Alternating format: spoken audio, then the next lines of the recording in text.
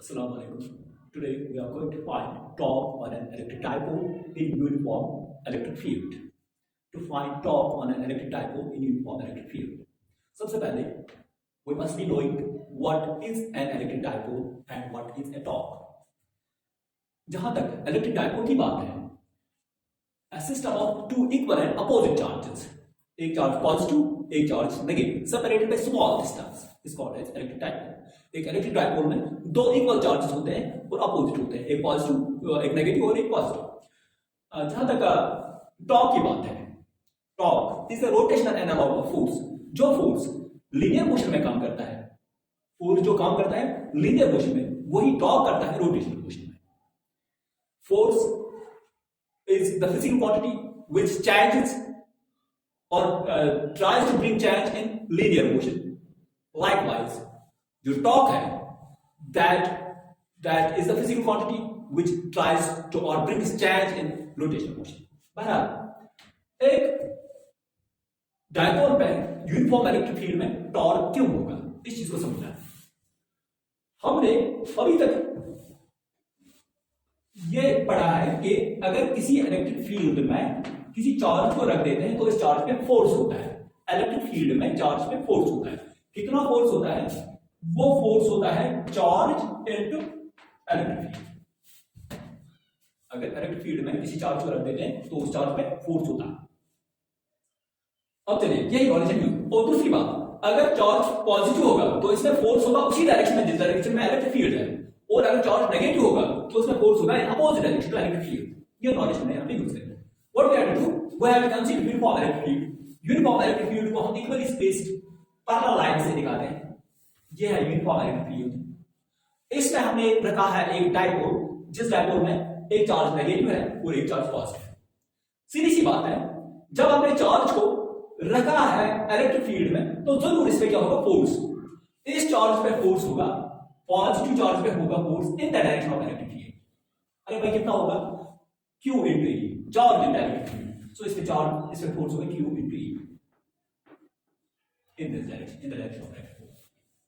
इसी तरह जो नेगेटिव चार्ज होगा, नेगेटिव चार्ज में भी फोर्स होगा इलेक्ट्रिक फील्ड में, लेकिन किस डायरेक्शन में, इन अपोजिट डायरेक्शन, माइनस QE. ये इस पे फोर्स होगा. अगर नेट फोर्स की बात है कि डायपोल पे यूनिफॉर्म इलेक्ट्रिक फील्ड में नेट फोर्स कितना है, नेट फोर्स तो हम कैलकुलेट कर सकते हैं. इनफैक्ट नेट फोर्स अगर हमें कैलकुलेट करना हो, we can write net force that is force on positive charge plus force on negative charge. Positive charge की जो बात है, इसमें जो फोर्स है that is QE, that is QE, and negative charge पे जो फोर्स है that is minus QE. So total force that is 0, QE minus QE. So net force dipole पे यूनिफॉर्म इलेक्ट्रिक फील्ड में नहीं होगा. So if you are asked in your exam that what is the net force on an electric dipole in uniform electric field, you can write 0. लेकिन अगर non uniform electric field होगा तो 0 नहीं होगा. जाहिर सी बात है.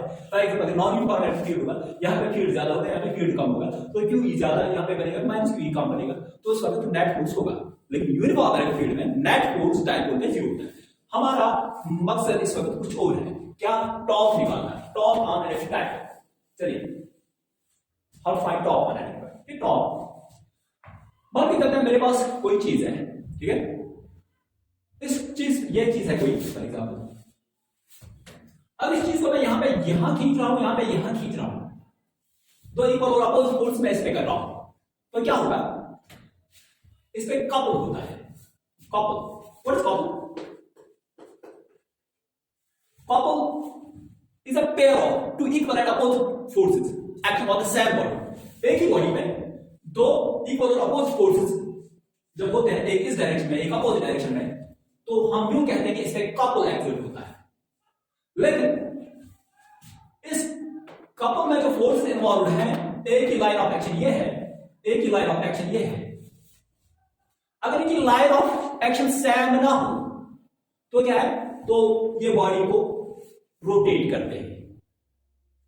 जब किसी बॉडी पे कपल होता है, टू इक्वल और अपोजिट फोर्सेस होते हैं, तो वो रोटेट होता है. और जो बॉडी रोटेट हो जाए तो उस पर जरूर क्या होगा, उस पर जरूर टॉर्क होगा, क्योंकि टॉर्क ही बॉडी को रोटेट करता है. जस्ट लाइक फोर्स किसी बॉडी को लीनियर मोशन देता है, इसी तरह टॉर्क किसी बॉडी को रोटेशनल मोशन देता है। सो वी कैन राइट, हम यहां पे देख सकते हैं इस डायपोल पे, इस चार्ज पे फोर्स होता है इन दिस डायरेक्शन, और इसी डायपोल पे नेगेटिव चार्ज पे फोर्स होता है इन opposite direction. So these two forces QE and minus QE constitute couple. The two forces QE and minus QE constitute couple. And hence tends to rotate the dipole. couple जब इसमें हो गया तो dipole को rotate होना है। Therefore जब dipole rotate हो गया तो उसमें टॉर्क जरूर होगा। Thus the torque acting on the dipole, और टॉर्क, वो टॉर्क हम कैसे निकालेंगे? टॉर्क का मैग्नीट्यूड कैसे निकालते हैं? इसके लिए एक फॉर्मूला है, मैग्नीट्यूड ऑफ एयर फोर्स। तो दो फोर्सेस इस डायपोल पे एक्सर्ट होते हैं, इनमें से एक का मैग्नीट्यूड इनटू परपेंडिकुलर डिस्टेंस, अगर हम देखें टॉर्क, चलिए इसको रिप्रेजेंट करते हैं by torque, magnitude of air force, इस फोर्स का भी मैग्नीट्यूड क्यू ही है और इस फोर्स का भी मैग्नीट्यूड क्यू ही है। सो QE is the magnitude of air force into perpendicular distance। इस चीज को समझना है, परपेंडिकुलर डिस्टेंस कौन सा परपेंडिकुलर, जो इन दो फोर्सेस की लाइन ऑफ एक्शन है। इस फोर्स की लाइन ऑफ एक्शन ये है, इस फोर्स की लाइन ऑफ एक्शन ये है, इन दोनों में एक परपेंडिकुलर डालना है, परपेंडिकुलर। यहां भी हम ऐसा करें, for example this is the line of action of one force and this is the line of action of another force. तो इन दोनों के दरमियान ये लाइन जो है, मैं इसका नाम रखूं, लेट डायपोल के नाम रखता हूं मेरे ख्याल से, let this be point A, let this be point B, let this be point C. तो AC जो है, AC परपेंडिकुलर बन गया। ये परपेंडिकुलर किसके दरमियान है? ये परपेंडिकुलर हमने डाला है, it's the perpendicular distance between the line of actions of the two forces. इस फोर्स की लाइन ऑफ एक्शन ये है, इस फोर्स की लाइन ऑफ एक्शन ये है, तो ये परपेंडिकुलर है। सो AC परपेंडिकुलर है। यहां पे मैं लिख सकता हूं AC, मान के चलते हैं अगर डायपोल थीटा एंगल बनाता है किसके साथ? इलेक्ट्रिक फील्ड के साथ, ये एंगल थीटा होगा।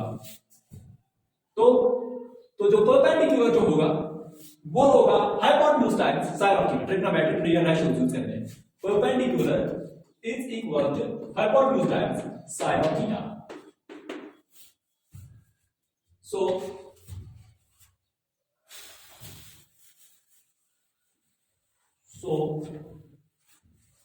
it will be equal to QE is QE,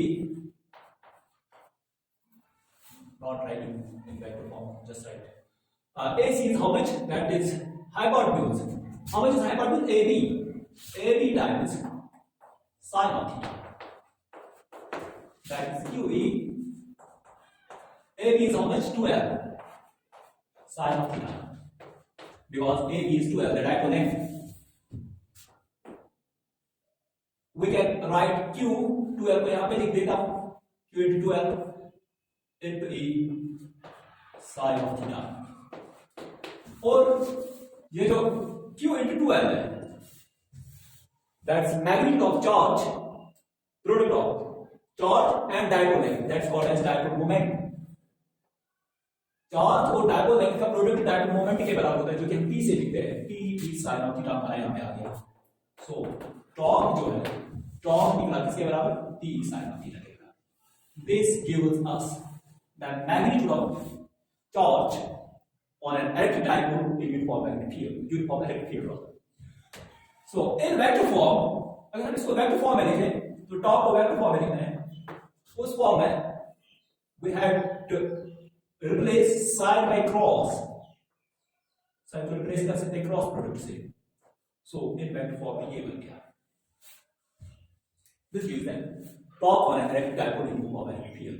Now, special cases.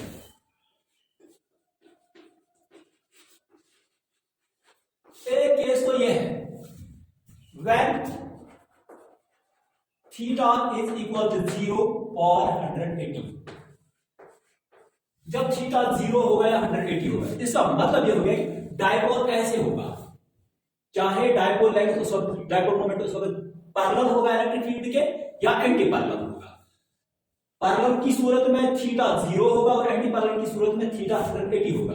तो दोनों सूरतों में चाहे साइन ऑफ थीटा 0 हो चाहे साइन ऑफ थीटा 180 हो, दोनों सूरतों में ये 0 बनता है, क्योंकि sine of 0 is 0, sine of 180 0। तो उस वक्त टॉप जो है, टॉप बनेगा खाली पीई के बराबर, sorry PE into 0, P into sine of 0 या साइन ऑफ 180 वो हो गया 0। इसी तरह साइन ऑफ 180 वाली सूरत में भी ये 0 ही बनेगा। तो दूसरी सूरत, दूसरा केस, जब डायपोल परपेंडिकुलर होगा इलेक्ट्रिक फील्ड के, उस वक्त डायपोल मोमेंट भी होगा परपेंडिकुलर इलेक्ट्रिक फील्ड के। तो उस वक्त एंगल होगा 90 डिग्री। जब एंगल 90 होगा तो उस सूरत में टॉर्क किसके बराबर होगा, P E sine of 90, that is PE. ये इसके बराबर होता है पी। इस सूरत में जब डायपोल परपेंडिकुलर होगा इलेक्ट्रिक फील्ड के तो टॉर्क मैक्सिमम होगा। So torque is maximum when dipole makes 90 degree with electric field. एक और सूत्र है, the next case is that when theta is equal to 30 degrees, जब थीटा 30 डिग्री होगा, ये एंगल जब 30 डिग्री होगा, तो उस सूरत में torque is equal to PE sine of 30, that is PE sine of 30 हो गया 1/2, मीन्स 1 ऑफ पी। पी तो मैक्सिमम वैल्यू था डायपोल का, टॉप का, पी मैक्सिमम वैल्यू था टॉप का, वो तब था जब डायपोल परपेंडिकुलर था इलेक्ट्रिक फील्ड के। नाउ जब डायपोल 30 डिग्री में बनाता है इलेक्ट्रिक फील्ड के साथ, उस वक्त ये मैक्सिमम का हाफ होता है। When dipole makes 30 degree with electric field, the top is half of its maximum है, और मैक्सिमम वैल्यू क्या है इसका, P। सो P का हाफ होता है जब डायपोल कौन सा एंगल बनाएगा, 30 degree with electric field. I hope that के ये लेक्चर आपको समझ में आ ही गया होगा। Have a good day. अस्सलाम वालेकुम।